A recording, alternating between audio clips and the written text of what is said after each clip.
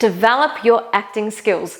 You know, when it comes to musical theatre, it's so much more than just perfect and flawless singing technique. You actually really need to know what your character is going through and actually sing the emotions.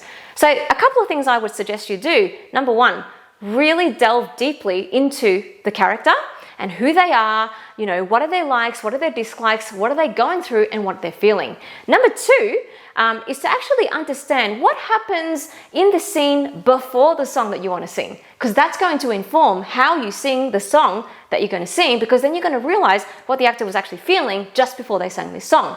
And number three, draw up a little bit of an emotional arc of the actual song. So does the song start with the character feeling sad?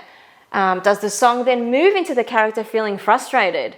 And then does it then get to a climactic point where the actor is really angry? You know, whatever it is, look through the whole lyric of the piece and actually write some words and just some descriptors of what they're feeling.